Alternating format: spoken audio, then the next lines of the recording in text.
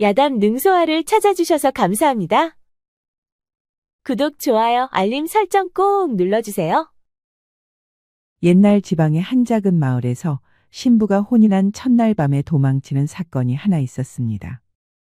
그런데 그 신부는 도대체 무슨 이유로 첫날 밤에 도망을 쳐야만 했을까요?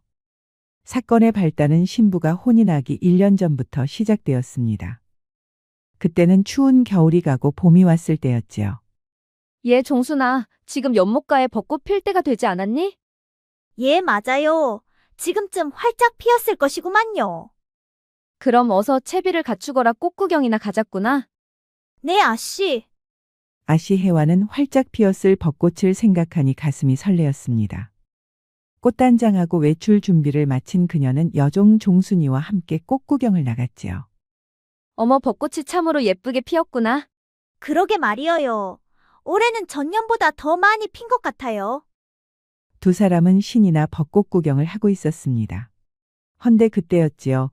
잘생긴 이도령이 친구와 함께 그녀들 앞을 지나가고 있었습니다. 오늘 날씨가 참으로 좋지 않나, 친구. 그러게 이렇게 날씨가 화창하니 사람들도 많이 나왔네 그려. 그때 아시혜와는 이도령을 보고 한눈에 반해버렸지요. 어머, 어쩜 저렇게 잘생긴 도령이 다 있지? 저 도령은 이진사댁 둘째 도령님이구만요, 아씨. 사내를 보고 내 가슴이 이렇게 설레기는 처음이야. 어머, 아씨는 저 이도령이 좋으세요? 나도 몰라. 헌데 가슴이 설레이는 것은 그런 게 아닐까. 그런데 아씨, 저 이도령을 좋아하는 아씨들이 많습니다요. 뿐만 아니라 호색하니라는 말도 있습지요. 허구한 날 기방을 들락거린다고 합니다. 아시혜와는 종순의 말이 귀에 들어오질 않았습니다. 그녀는 점점 멀어져가는 이도령을 눈이 빠져라 바라보았지요. 그날 이후 아시혜와는 온통 이도령 생각뿐이었습니다. 밥상 앞에서 밥알을 세며 한숨을 쉬고 밤마다 촛불 앞에서 멍하니 앉아 있었지요. 그녀는 낮이나 밤이나 이도령을 한시도 생각하지 않는 날이 없었습니다. 아씨 그러다 병나겠어요. 이 도령을 안 보고는 도저히 못 견딜 것 같아. 종순아, 무슨 좋은 방법이 없겠니? 그럼 아씨께서 쪽지를 적어주셔요. 내가 기회 봐서 전달해 드릴게요. 그럴까 그럼? 혜와는 종순에게 쪽지를 써주었습니다. 그러자 종순이는 아씨가 써준 쪽지를 들고 이도령 집 앞을 서성거렸지요. 그런데 잠시 후 이도령 친구가 그의 집으로 들어가려 했습니다. 이보시오. 이도령님 친구가 맞지 않소? 그렇소만 어찌 그러시오? 저의 아씨가 이 쪽지를 이도령님께 전해달라 부탁하셨습니다요. 제 대신 이 쪽지를 이도령님께 전해줄 수 있겠는지요? 그러시오. 이리 주시오. 내가 전해주리다. 이도령 친구 박도령은 미소를 지으며 종순에게서 쪽지를 건네받았습니다. 헌데 그 순간 박도령의 미소에 종순은 가슴이 심쿵했지요. 그녀의 얼굴이 순식간에 달아올라 붉게 물들었습니다. 그러자 박도령이 걱정스러운 듯 물었지요.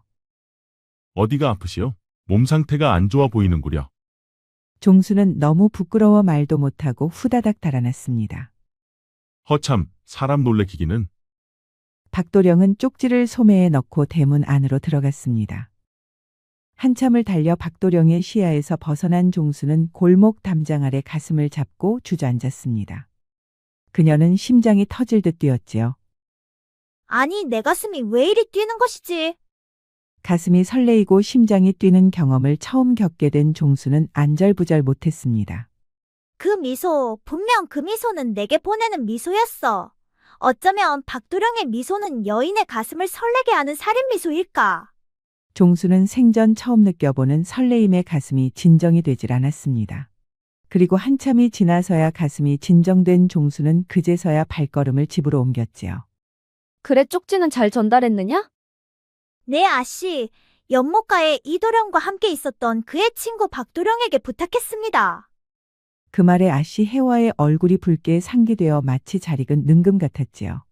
이 도령이 내 쪽지를 보고 뭐라 생각할까? 그녀는 가슴이 설레고 심장이 쿵쿵 뛰었습니다.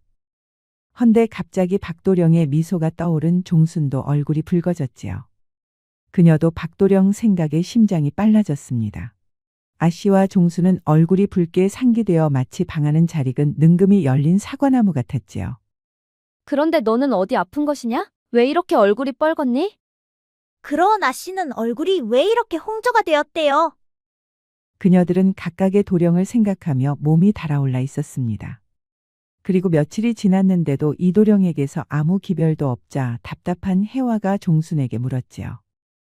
얘 종순아, 이도령한테서는 아직 기별이 없느냐? 네 아씨 아직 없구만요.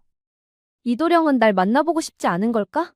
그리 걱정되면 지가 박도령을 한번 찾아가 물어볼까요? 종순은 박도령을 보고 싶은 마음의 자청에 얼른 물어봤습니다. 그래, 그게 좋겠다. 며칠이 지나도 기별이 없으니 답답해 견딜 수가 없구나. 그럼 지가 얼른 다녀오겠습니다, 아씨. 종순은 얼른 자신의 방으로 가서 명경을 보면서 머리를 만졌습니다. 그리고 아씨 몰래 더러운 화장품으로 얼굴에 곱게 발랐지요. 그리고 그녀는 박도령 집을 찾아갔습니다. 박도령 집 앞에 다다르자 그녀는 또 가슴이 뛰기 시작했지요. 힘내라, 종순아. 그녀는 심호흡을 크게 하고 박도령을 불렀습니다. 박도령님 집에 계셔요. 종순이 말에 박도령이 방문을 열고 밖으로 나왔습니다. 그런데 박도령을 본 종순이 다리에 힘이 빠지면서 그 자리에 주저앉을 뻔했지요. 어떻게 내 집을 알고 찾아왔소? 아, 그야 관심 있으면 다 알 수가 있죠. 방금 관심이라 했소. 종순은 마음을 들킨 것 같아 얼른 서둘러 둘러댔습니다. 아, 그러니까 그게 전에 아씨가 준 쪽지를 이도령님께 잘 전달하셨는지 궁금해서 찾아왔지요. 아, 그런 거라면 염려 마시오. 이도령이 그 쪽지 내용을 보고 귀엽다며 조만간 한번 기별을 한다 하였소이다. 아, 그렇습니까요? 아씨가 좋아하겠어요. 자, 그럼 나는 공부해야 해서 이만 들어가 보겠소. 저 잠시만요. 내게 할 말이 남은 것이오. 그러니까 그게 무슨 공부를 하시는 것이요? 내년에 과거 시험이 있어 그래서 공부 중이오. 뭐 더 할 말이 남았소. 그러니까 그게 박도령님은 어떤 여인을 좋아하시오? 그건 왜 물으시오? 뭐 중매라도 서실 것이오? 아니, 중매라니요? 누가 박도령님을 중매 선다고 그래요? 아니, 그럼 그런 것은 왜 묻는 거요? 아, 그야. 아씨가 물어볼지 모르니 지가 먼저 알아두려는 것이지요. 준비성이 철저하시구려. 나는 아직 그런 것에 관심이 없소. 그럼 조심히 돌아가시오. 그 말만을 남기고 박도령은 방 안으로 들어갔습니다.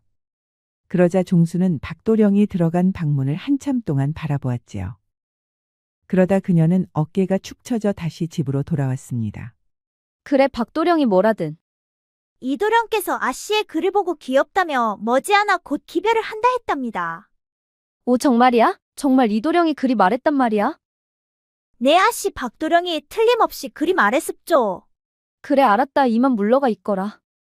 종순이 나가고 혜화는 폴짝폴짝 뛰었습니다. 이도령이 자신을 귀엽다고 표현한 게 무척 기분이 좋았지요. 한편 기생집에서는 선비들의 웃고 떠드는 소리가 담장을 넘고 있었습니다. 그 중심에는 다름 아닌 이도령이 앉아 있었지요.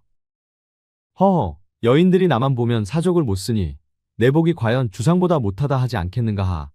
하긴 자네 얼굴이면 과거도 다 필요 없지. 과거를 보는 이유도 부와 좋은 혼처를 얻기 위함이 아닌가. 헌데 자네는 이미 모든 것을 갖추지 않았나 하. 그리고 듣기로 해완왕자도 자네에게 사랑을 고백했다 들었네. 그 콧대 높은 낭자까지 자네에게 빠지다니 부러워 어디 살겠는가. 그 말에 이도령은 어깨를 으쓱하며 호탕하게 웃었습니다. 그리고 그는 술잔을 들며 말했지요. 아, 해화처자 말인가? 쪽지 긁기가 참으로 애틋하더군. 하지만 여인의 그리움이란 봄꽃처럼 쉬지는 법이지. 벗들은 폭소를 터뜨렸고 그 자리에 있던 기생은 혀를 차면서도 그의 곁을 떠나지 않았지요. 그런데 그 광경을 우연히 종순이 엿보게 되었습니다. 안달난 아씨 때문에 종순이 직접 기방으로 이도령을 찾아왔던 것이었지요. 기방 안에서 이도령이 혜화 씨의 쪽지를 가볍게 희롱하며 이야기하는 소리가 똑똑히 그녀의 귀에 들려왔습니다. 아니, 아씨께서 그토록 애타는 마음을 이도령은 저리도 가볍게 여겼단 말인가? 그 순간 종수는 눈물이 핑 돌았습니다. 애타게 기별을 기다리는 아씨가 너무도 안쓰러웠지요. 하지만 차마 혜화 씨에게 이 모습을 그대로 말할 수는 없었습니다.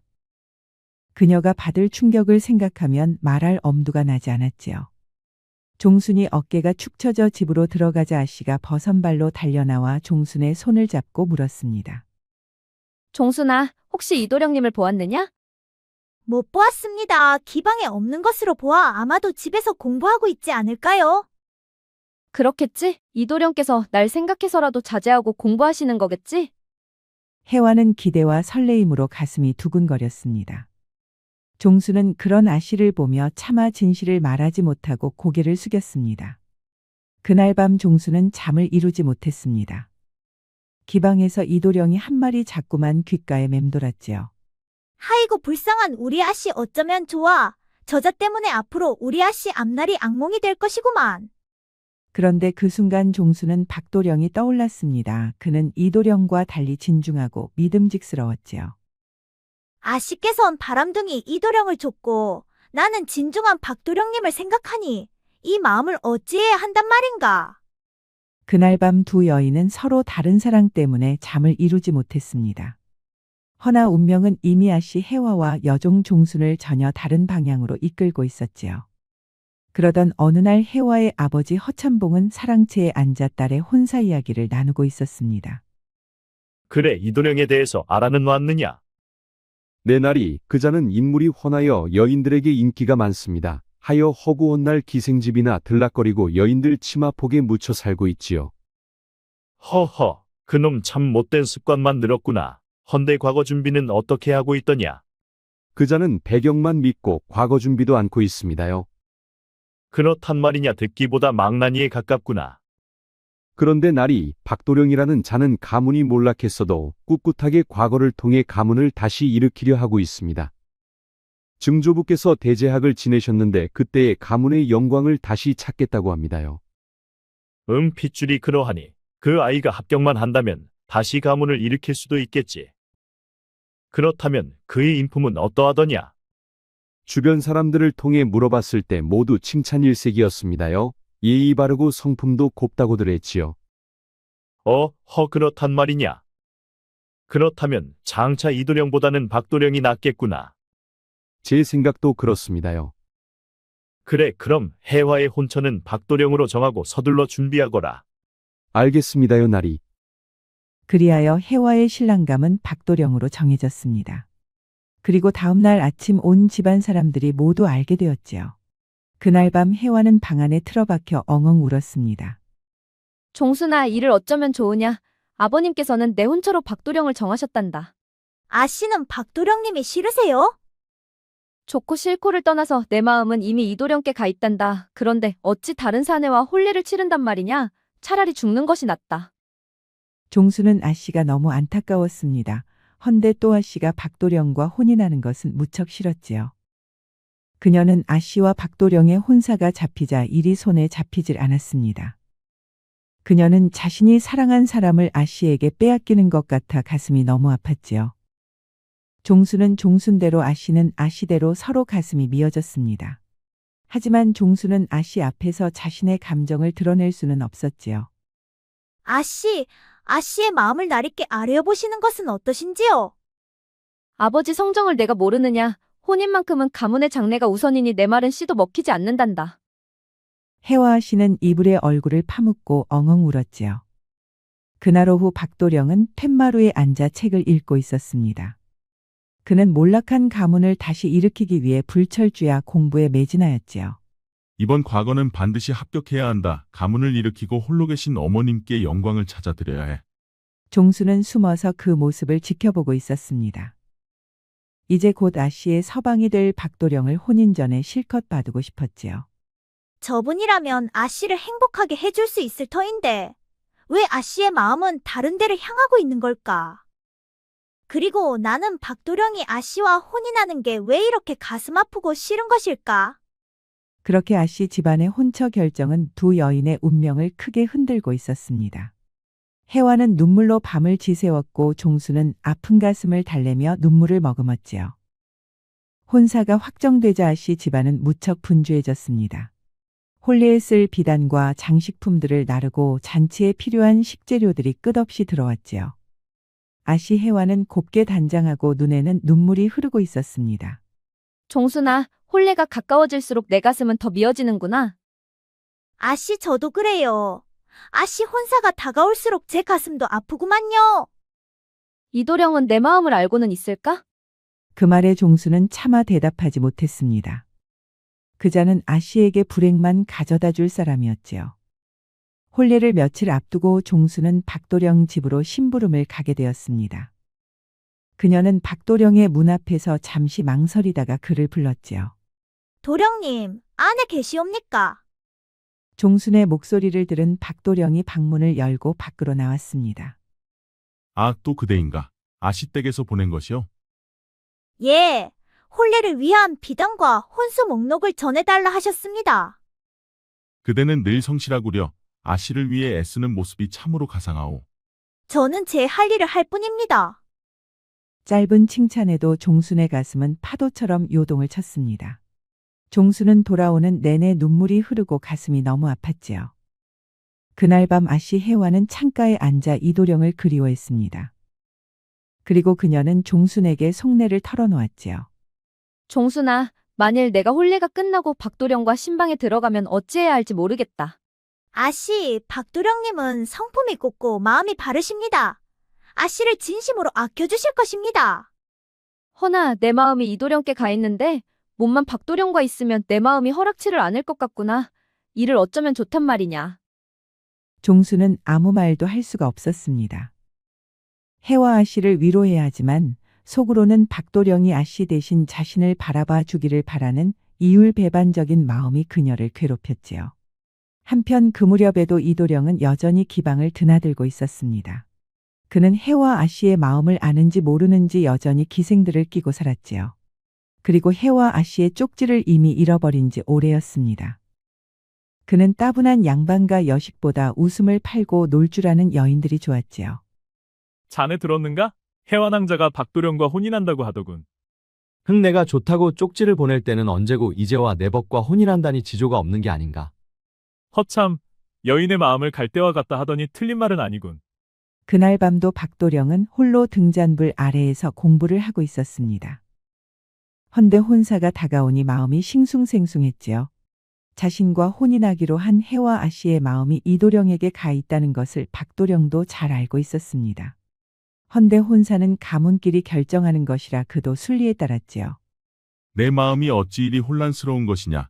신부의 마음이 벗에게 가 있음을 아는 까닭인 것인가? 그는 잠시 고개를 들어 달빛을 바라보았습니다. 그런데 그의 눈빛은 슬픔에 찬 눈빛이었지요. 가난 때문에 어쩔 수 없이 혼사를 받아들이긴 했으나 박도령의 마음은 혜화에게 있지를 않았습니다. 그리고 그렇게 시간은 흘러 혼례가 하루 앞으로 다가왔지요. 혜화 아씨집의 마당에서는 음식을 만드느라 정신이 없었습니다. 장정들은 혼례에 쓸 커다란 돼지를 잡고 있었지요.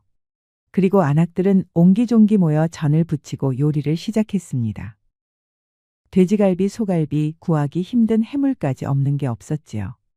하인들은 분주히 오가며 손님 맞이 준비를 하느라 구석구석을 깨끗이 청소했습니다. 그런데 정작 신부인 혜화는 방 안에서 눈물을 흘리고 있었지요. 아씨, 이러다 눈이 퉁퉁 붓겠어요.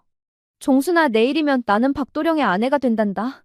이도령도 내 처지를 알고 슬퍼하고 있겠지? 그러지 않겠어요, 아씨. 허나 내일이면 이제 이도령은 깨끗이 잊어야 해요. 이도령 없는 내 인생은 이제 끝이야. 내일부로 나의 삶은 사라지게 돼. 혜화는 마지막 날까지도 울음을 멈추지 않았습니다. 종수는 애써 위로하려 했지만 그녀의 가슴도 무너지는 것만 같았지요.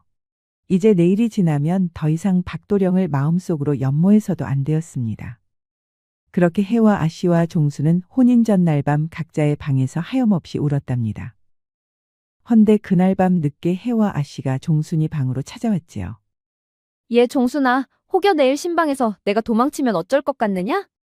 아니, 아씨. 그게 무슨 말이에요, 도망이라니. 나는 도저히 박도령에게 갈 수가 없어. 그런 안 돼요, 아씨. 뒷 감당을 어찌하시려고 그래요. 종순아, 이도령 없는 세상은 살고 싶지가 않다. 박도령과 혼인하면 난 결국 죽고 말 것이야. 혼인 전날 밤 아씨는 종순을 붙들고 눈물로 밤을 지새웠습니다. 그리고 드디어 혼례날 아침이 밝았지요. 이른 새벽부터 집안은 떠들썩했습니다. 하얀 천막이 마당에 드리워지고 축하하러 온 손님들로 가득 찼지요. 풍악패의 북과 징소리가 온 마을에 울려 퍼지고 있었습니다. 해와 아씨는 곱게 화장하고 홀레복을 입고 앉아 있었습니다. 그런데 그녀의 눈은 퉁퉁 부어 마치 부엉이 눈과 같았지요. 드디어 혼례식은 성대하게 진행되었습니다. 하객들은 박수를 치며 잔을 올리고 박도령은 당당하게 예를 다했지요. 해와는 얼굴을 가리고 고개를 숙인 채 눈물을 삼켰습니다.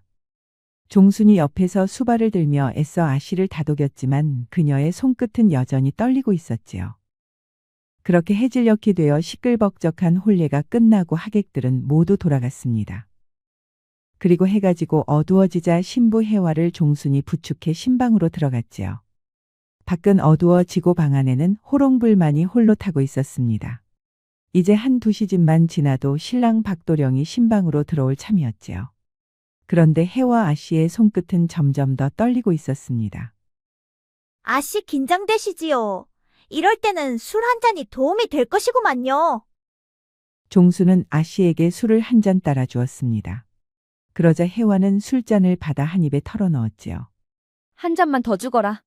너무 많이 마시지는 마셔요. 신랑이 오기도 전에 취하면 안 되는구만요. 그런데 해와 아씨는 두 번째 잔도 한 입에 털어 넣었지요. 한 잔 더 주거라. 하이고 아씨 그러다 취하면 어쩌시려고 그래요. 취하지 않고서는 내가 견딜 수가 없다. 그러니 어서 잔을 채우거라. 종수는 하는 수 없이 잔에 술을 따라 주었습니다. 그렇게 해와 아씨는 연거푸 술을 마셨지요. 한편 박도령은 늦은 밤까지 집안 어르신들께 인사를 하고 있었습니다. 이제 자네는 내 사위가 되었네. 내 딸 혜화를 잘 부탁하네. 따님을 제게 주셔서 감사합니다, 장인어른. 그런데 이번에 자네 과거를 본다 하지 않았나? 그래 준비는 잘 되었는가? 열심히 준비는 했으나 결과는 하늘에 달려있지 않겠습니까? 자네가 가문을 일으키기 위해 열심히 준비하고 있다 들었네. 이번에 꼭 합격하여 반드시 가문을 일으키시게. 알겠습니다, 장인어른. 어른들께 인사를 모두 마친 박도령은 드디어 신방으로 향했습니다. 그러자 신부가 얼굴을 가린 채 다소곳이 앉아 있었지요. 오래 기다리셨소, 부인. 신부는 말이 없었습니다. 그런데 방 안에서는 술 냄새가 풍겼지요.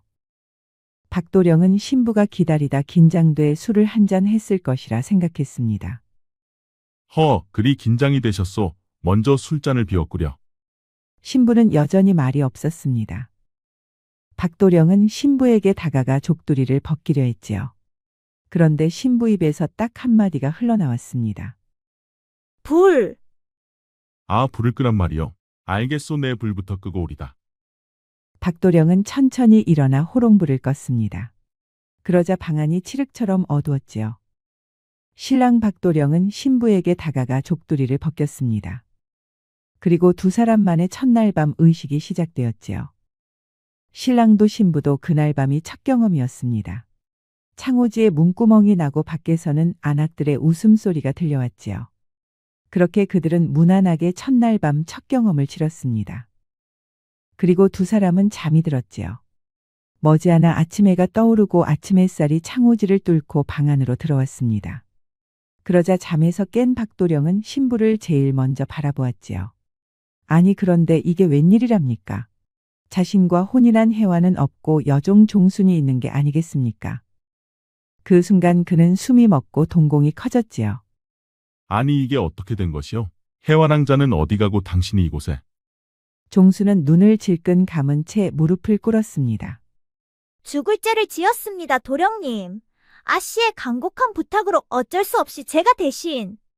박도령은 너무 놀라 입이 다물어지질 않았습니다. 헌데 그 순간에도 박도령은 침착하게 대처를 했지요. 해와 아씨가 사라진 것도 큰 문제였지만 혼인 첫날 밤을 여종 종순과 일을 치른 것도 큰 문제였습니다.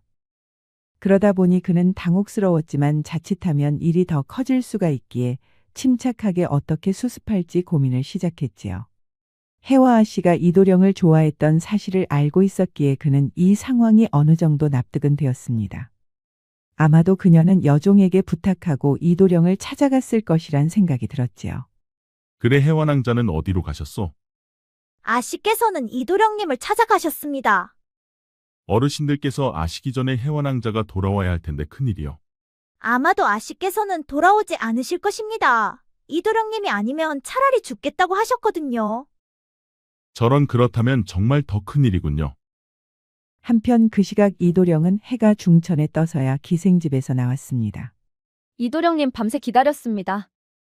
갑자기 달려든 여인 때문에 이도령은 깜짝 놀랐지요. 아니, 당신은? 맞습니다. 저는 해화라 하지요. 아니, 그런데 신혼방에 있어야 할 분께서 이곳은 어쩐 일이시오? 도령님이 그리워 어젯밤에 도망쳐 나왔습니다. 아니, 방금 뭐라 했소? 도망쳐 나왔다 했소. 그렇습니다. 저는 이도령님이 아니면 차라리 죽고 말겠습니다. 갑작스런 해와의 폭탄 같은 발언에 이도령은 무척 당혹스러웠지요. 아니, 그렇다고 이렇게 대책 없이 군단 말이오. 도대체 생각이란 게 있는 사람이요? 대책 없이 뛰쳐나온 해와를 향해 이도령은 야단을 쳤습니다. 그녀의 가문과 자신의 가문은 가까운 사이였으므로 자칫 오해라도 생기면 집안 문제로 커질 수도 있었기 때문이었지요. 그가 지금껏 해와에게 답장을 보내지 않은 이유도 바로 그러한 이유 때문이었습니다. 어서 따라오시오. 지금 수습하지 않으면 우리 가문과 당신의 가문은 척을 지게 될 것이오. 싫습니다. 집으로는 절대 가지 않겠습니다. 아니, 그럼 어떻게 하겠다는 것이오? 저를 데리고 멀리 떠나주세요. 그리 되면 우리 두 집안은 철천지 원수가 될 것이오. 절대 그럴 수는 없소이다. 이도령은 해와의 손목을 잡아 끌고 억지로 데려갔습니다. 해와는 안 가겠다고 버텼지만 이도령은 완강한 힘으로 그녀를 끌고 집으로 데려갔지요. 아니, 이게 어떻게 된 일이냐? 이도령이 해와를 끌고 들어오자 아버지 허참뽕은 깜짝 놀랐지요. 그리고 문제의 심각성을 깨달은 아버지는 누가 볼세라 얼른 두 사람을 방 안으로 데려갔습니다. 이게 어떻게 된 일인지 어서 말해보거라. 낭자께서 직접 아버님께 말씀해 주시오. 해와는 머리 숙이고 계속 눈물만 흘렸습니다. 어허, 어떻게 된 일인지 어서 말해보래도 그러느냐? 해와는 한참을 울고 난 후 지금까지의 일을 아버지 허참봉에게 말했습니다. 아버지 허참봉은 딸 해와의 말을 듣고 어이가 없어 했지요. 아니, 내가 정녕 생각이 있는 나이냐? 어찌 이리 무모한 짓을 저질렀단 말이냐? 아이고, 뒷목이야. 아버지 허참봉은 뒷목을 잡고 한동안 말이 없었습니다. 그리고 한참 만에야 말문을 열었지요. 자네 아버님께 내가 좀 뵙자고 전하시게. 아니, 제 아버님은 갑자기 왜 배려하시는지요? 그건 만나 뵙고 내가 말씀드릴 것이네. 알겠습니다. 그리 전하지요. 이도령이 나가고 아버지는 해와에게 말했습니다. 너는 어디 나가지 말고 내 방에 가서 꼼짝 말고 있거라. 이 사실이 밖으로 새어나가면 너뿐만 아니라 우리 가문이 큰 망신이다. 아버지는 딸 해와를 방으로 들여보내고 출타 준비를 했습니다. 그리고 그는 이도령 집으로 찾아갔지요. 어서 오시오, 허참봉. 오래간만이오. 내 긴히 상의할 게 있어 찾아왔소. 갑자기 긴히 상의할 일이라 무척 궁금하구려. 우리 두 가문이 하나가 되면 새로운 현감이 진사께 함부로 하지 못할 것이요. 아니, 우리 두 가문이 하나가 되다니 그게 무슨 말이오? 실은 내 여식이 어젯밤 혼례식에서 도망쳤소. 그 말에 이진사는 놀란 눈으로 허참봉을 바라보았지요. 아니, 도대체 무슨 일이 있었던 것이오? 허참봉은 이진사에게 자초지종을 말해주었습니다. 허참 그랬단 말이오. 해화가 내 아들을 그리도 좋아했었나 보구려. 내 보기에 내 딸 자식의 인연은 따로 있었던 것 같소. 그러니 우리 두 집안끼리 사돈을 맺는 것은 어떻겠소? 그 말에 이진사는 곰곰이 생각해 보았습니다. 허참봉의 딸은 이미 혼례를 한 번 치른 몸이었지요. 헌데 또 새로운 현감 때문에 골머리를 앓고 있었습니다. 헌데 조정에 막강한 문중이 있는 허참봉과 사위가 되면 현감 따위는 문제가 되지 않았지요. 한참을 고심하던 이진사는 결론을 내리고 허참봉에게 말했습니다. 좋소, 그리합시다. 까짓것 혼례만 올렸지 첫날 밤은 치르지 않았으니 크게 문제될 것은 없을 것 같소. 그렇게 아버지 허참봉은 이도령의 아버지와 해와의 혼사를 다시 정했습니다. 그리고 그는 다시 집으로 돌아와 해와를 불렀지요. 해화야, 이도령과 내 혼인을 합의봤다. 해와는 아버지 말에 화들짝 놀랐습니다. 정말요? 정말 그리 약조하신 거예요? 그렇단다. 그러니 그리 알고 있거라. 혼례는 내년에 치를 것이다. 정말 고마워요, 아버지. 해와는 기쁨에 겨워 두 눈에서 눈물이 주르륵 흘렀습니다. 그토록 연모했던 이도령과 드디어 혼인을 할 수 있게 되었기 때문이었지요. 그리고 허참봉은 박도령을 불러 상황을 설명해 주었습니다. 박도령, 철딱선이 없는 내 딸을 이해해 주시게. 좀 놀랐지만 이해 못할 일도 아니었습니다. 해완왕자가 이도령을 연모하고 있다는 것을 진작에 알고 있었지요. 허참, 자네도 속이 어지간하군. 그리 알면서도 내 딸을 신부로 맞았단 말인가? 이왕지사 이렇게 되었으니 내 자네에게 사죄하는 의미로 자네가 과거에 급제할 때까지 모든 비용을 대겠네. 그러니 자네는 공부에만 전념하시게. 그리 해주시면 감사히 받겠습니다. 그리하여 박도령도 해와를 순순히 보내주었지요. 헌데 박도령은 첫날 밤을 치러버린 종순 생각에 고민이 많았습니다. 그는 그녀에 대한 생각을 정리하지 못한 채 집으로 돌아왔지요. 그리고 결국 종순은 다시 해와 아씨의 몸종으로 돌아갔습니다. 그리고 박도령은 다시 과거 공부에 집중했지요. 그렇게 시간이 흘러 해가 바뀌었습니다. 그리고 박도령은 과거 시험을 치르기 위해 한양으로 떠나갔지요. 박도령이 과거 시험을 치르고 그가 돌아올 때는 아주 큰 행렬이 그를 따르고 있었습니다. 이제 드디어 꿈을 이룰 수 있게 되었어. 그는 말을 타고 있었고 그의 머리에는 장원급제자에게 주어지는 어사화가 씌워져 있었지요. 마을 사람들이 모두 나와 그를 반겨주었습니다. 다들 고맙습니다. 이렇게들 반겨주셔서. 경사 났네, 경사 났어. 아, 우리 마을에서 장원급제가 나왔구만. 아, 그러게 말이오. 대제학의 후손인 박도령께서 장원급제하셨으니 이보다 더 큰 경사가 어딨겠나. 평소 박도령의 인품을 높이 산 마을 사람들이 죄다 나와 그를 축하해 주었지요. 그런데 멀찍이서 몸을 숨기고 눈물을 흘리는 여인이 있었습니다. 그녀는 그 앞에 당당히 나서지도 못하고 그의 금이환양을 기쁜 마음으로 바라보았지요. 도령님께서는 해내실 줄 알았어요. 장하십니다, 도령님. 그런데 그녀의 배는 남산만하게 올라와 있었습니다. 바로 첫날 밤 딱 한 번의 사랑이 결실을 맺은 것이었지요. 보고 있니, 아가야? 저분이 바로 너의 아버지란다. 종수는 배를 쓰다듬으며 뱃속의 아이에게 자랑스럽게 말했습니다. 그리고 허참봉의 집에서는 박도령의 금이환양 잔치가 3일 동안이나 열렸지요. 마을 사람들 뿐만 아니라 멀리서 친척들까지 찾아와 그의 장원급제를 축하해 주었습니다. 그리고 별채 해와 아씨 방에서는 문틈 사이로 두 여인이 박도령을 보고 있었지요. 종순아, 이제 박도령에게 사실을 말해야 하지 않을까? 박도령께서 아시면 가슴만 아플 것이에요. 괜히 저 때문에 박도령님께 심려를 끼쳐드리고 싶지 않아요. 아니, 얘 그렇다고 너 혼자 애를 키울 수 있는 일이 아니잖니? 혼자 키울 것이에요. 저 혼자서도 충분히 키울 수 있어요. 그러니 박도령님께는 알리지 말아줘요. 해와 아씨는 종순의 배를 보며 가슴이 아팠습니다. 그녀 뱃속의 아이는 자신 때문에 생긴 아이였기 때문이었지요. 아이고, 우리 종순이가 불쌍해서 어쩌노. 그렇게 3일의 잔치가 끝나고 모두 돌아갔습니다. 이제 허참봉 집안도 고요해졌지요. 그리고 한 달 후 허참봉 집안에서는 여인의 비명소리가 울려 퍼졌습니다. 바로 종순의 아이가 태어나고 있었지요. 여인의 비명소리가 끝나고 아이의 울음소리가 들렸습니다. 아이고, 고추여, 고추. 참으로 잘생겼네, 잘생겼어. 종수는 아이를 보며 너무 기뻤습니다. 그는 자신이 사랑한 박도령의 아이였지요. 고생했다, 종순아. 박도령을 꼭 빼다 박았구나, 호호. 그리고 아이가 태어나고 100일이 되던 어느 날이었습니다. 종순이는 자신의 숙소에서 아이에게 젖을 먹이고 있었지요. 종순아, 어서 나와보렴. 누가 왔나? 종수는 아씨 말에 아기에게 젖 먹이다 말고 밖으로 나가보았지요. 그리고 그녀는 깜짝 놀랐습니다. 바로 박도령이 문 앞에 와 있었기 때문이었지요.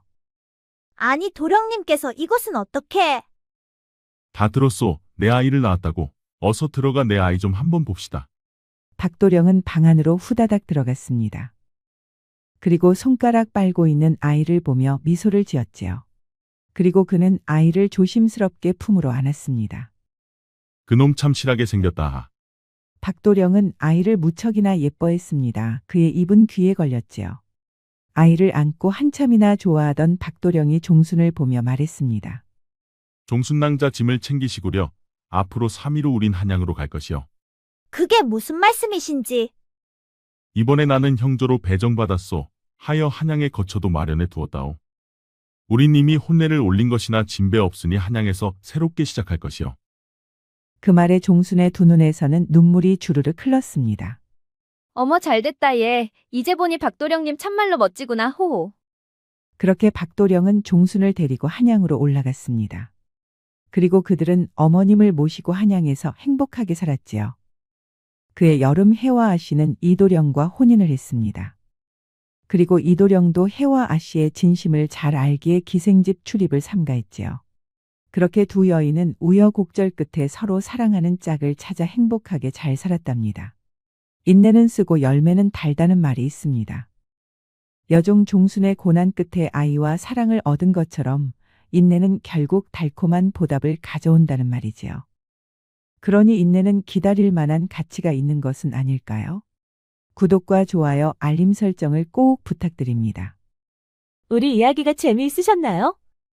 다음 이야기도 재미있는 이야기가 많으니 다음 영상도 재미있게 봐주세요. 그럼 여러분 모두 오늘도 행복하고 즐거운 시간 되세요.